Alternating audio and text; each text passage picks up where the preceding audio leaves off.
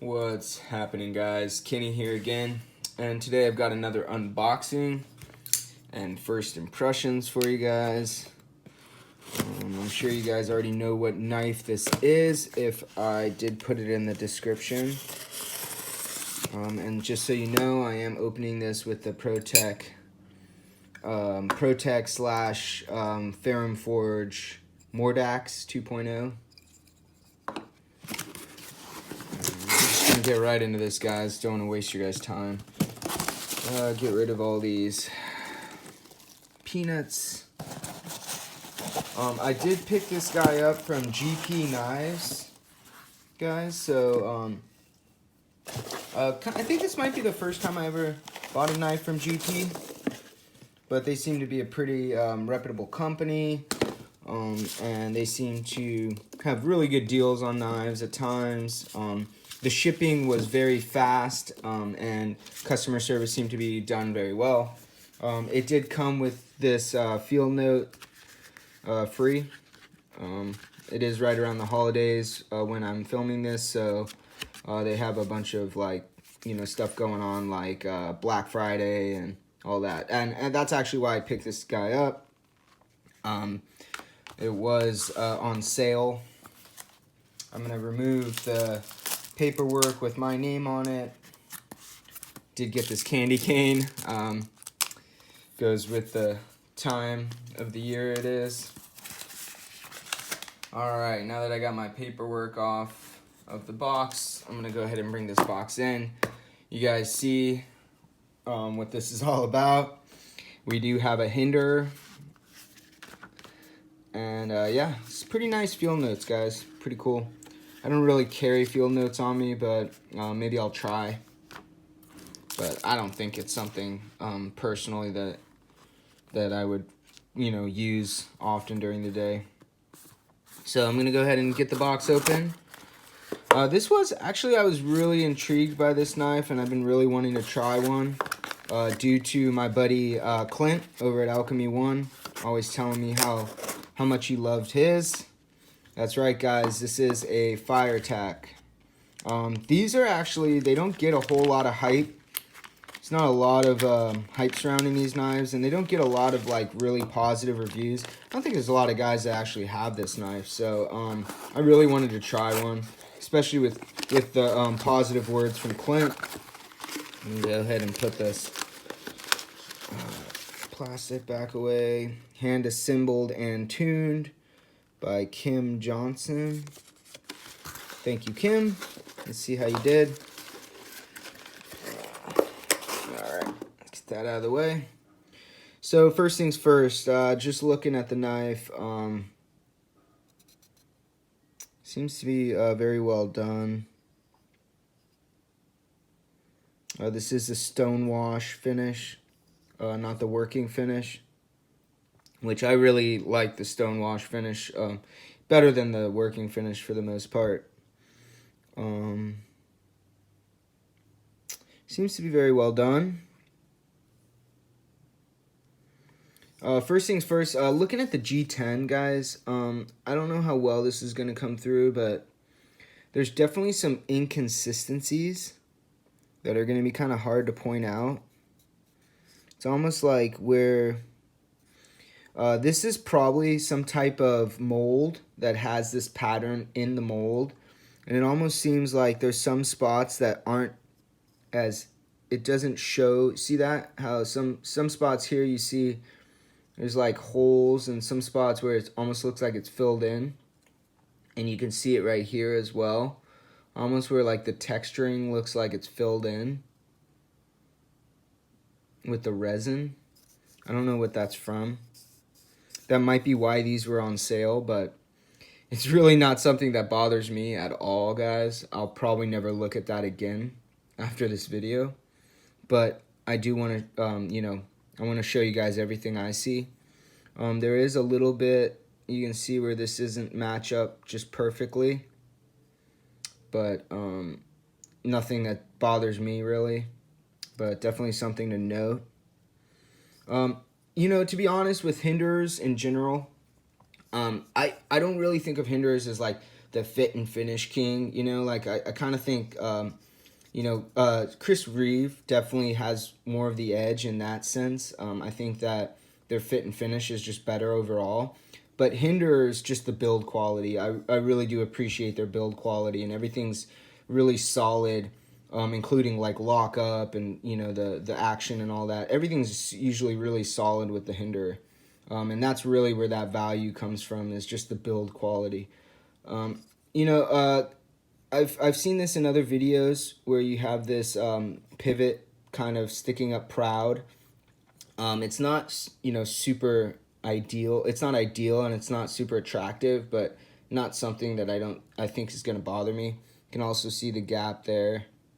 Doesn't really bother me much at all anyways, because I think I'm going to be making a micarta scale for this anyways, so I'm not really worried about this scale. So let's see how the action is. You guys can see the centering is dead on, pretty much perfect, and the thumb disc does seem to be done really well. Let's see how it does. Oh yeah, that action, it flies out, guys. And yeah, ergonomics feel really good right off the bat, although we know that's going to change in use. We'll see how that does in use. Feels really good though right off the bat. I like the size of the knife. I'll bring some other knives in to show you the overall size. Does seem to be ground thinner than most of your average Hinderers. Pretty excited to get that in use and see how that goes. This is the Spanto version, so it's not going to be quite as, especially at the tip. You're going to see that thickens at the tip. Not as thin as the spear point. Spear point's going to be definitely have a more acute tip. Excuse me. And you have that spot right there where it gets a little thicker. The edge doesn't feel like scary sharp or anything. It feels okay. I don't think it's going to bite into my fingers. A little bit. So there's a little bit of aggression there. But, as you guys can see, 20 CV. I'm excited to try this 20 CV. Haven't tried 20 CV to this level yet. Kind of like that higher mid-tech level. Lockups right around 30%, maybe 25-30%. It does travel a little bit, but not much, to about 50%. A little bit of lock stick after the travel. Average lockup doesn't lock stick at all. Lock stick isn't something I worry about anyways, guys. I don't mind lock stick, especially just a little bit. Action feels extremely smooth, guys. I'm going to see if this will drop down. Oh, yeah. Extremely smooth action. Right out of the box. That is really, really excellent.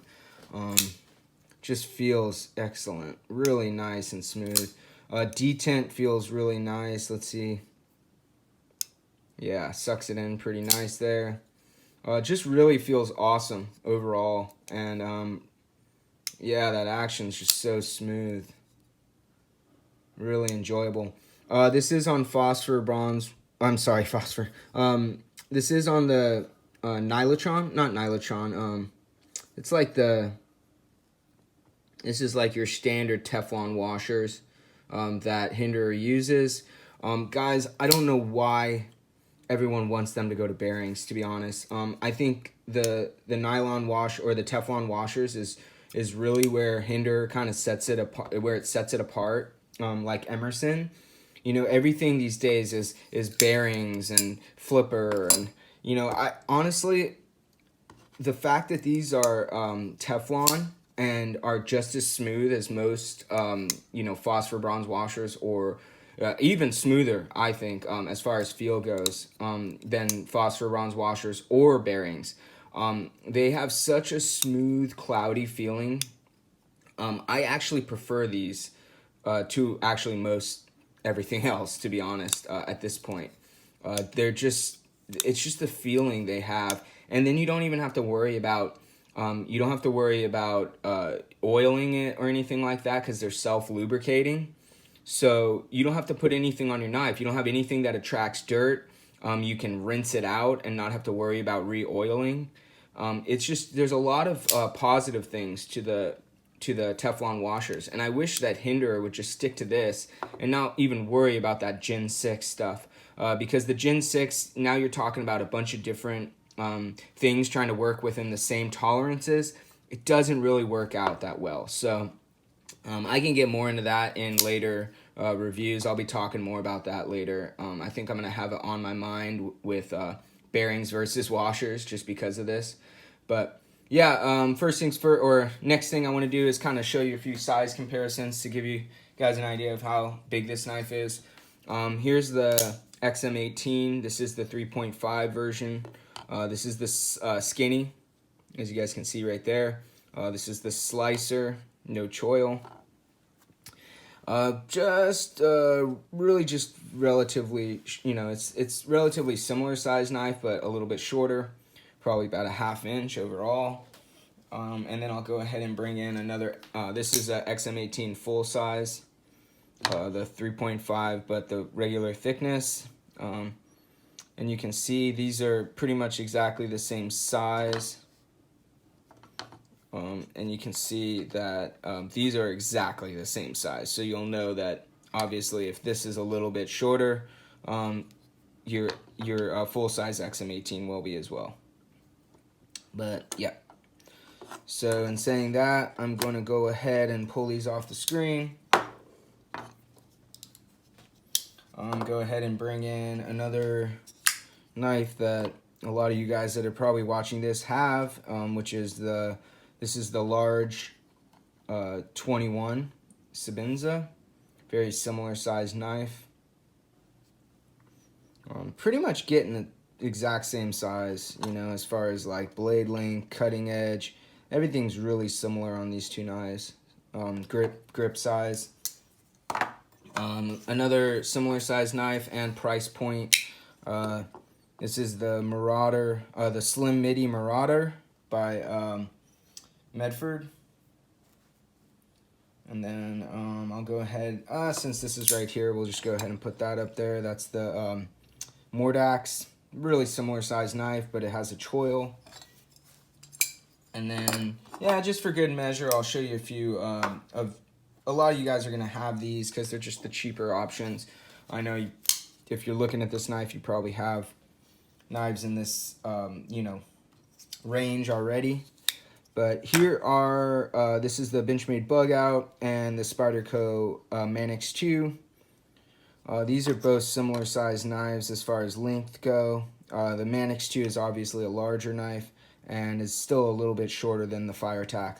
So that'll give you a good idea of the size of that knife.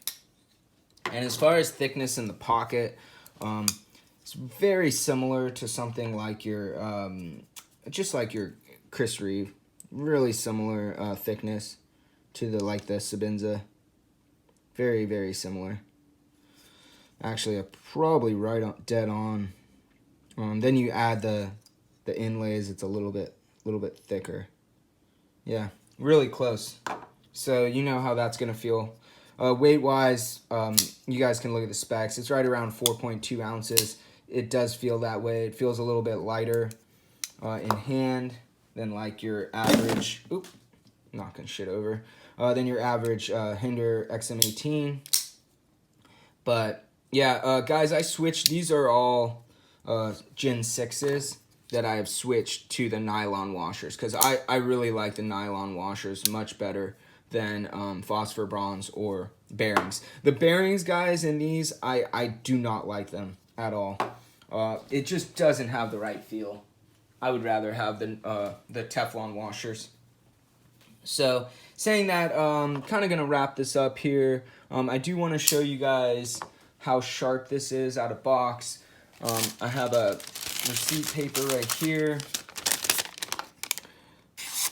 It's, sharp enough. Definitely going to get put to use right away. I don't think it has to be sharpened to use it, although I do want to test out this 20 CV. Alright, so it is shaving, but it's more like scrape shaving. Not like popping hairs, for instance. But, oh yeah, I'm really excited to use this guy. I am impressed with it. I'm not let down. I don't know why this knife isn't actually more popular, to be honest. I'm going to try the pocket clip here, but I'll probably end up moving it to tip down. To tip up. Tip down is great with certain larger size knives, but I think this still falls into the, tip up carry in the front pocket. I might carry it in the back pocket, but this is the size where pulling it out still makes sense to have it tip up. Once they get any larger than this, I actually prefer tip down because it's easier to deploy. You're closer to the pivot area. So, saying that, I'm gonna go ahead and let you guys go for the day, and I hope you guys enjoyed this. I hope you learned something or you got some value out of this. These were on sale at GP Knives. They are no longer in stock, but they still have the spear point version, and there's still plenty of these out there available. I hope that they don't go to the tri-way pivot on these. They really don't need to, guys. I don't know why people think that the nylon washers aren't, premium. This has better action than a lot of bearing knives that I've handled. So I really don't understand. And if you're talking about crushing, yeah, that's a non-issue, guys. There's no problem with crushing your Teflon washers. And another thing that I think people think is going to happen with Teflon washers, I think that they think, that it's like, it just doesn't have that premium feel as far as action goes. I actually would love for someone to handle both and then see how smooth this really is. Because handling both, I would say that that this doesn't feel as smooth because you can feel bearing roll. You can feel the bearings rolling on the surfaces with bearings. So this is actually smoother, guys. And then as far as prying and stuff like that, there's no comparison. Oh, by the way, prying, there is no play in this thing whatsoever. There's maybe a slight, no, as soon as I move it, it locks in. So there is no play at all in this pivot. And over time, it probably wouldn't get any worse or anything. With something like this, if you try to pry, you are going to eventually damage the blade with the bearings. The bearings will actually imprint into the tang of the blade, or you'll flatten the bearings. Either way, with ceramic ball bearings, it'll end up damaging the blade.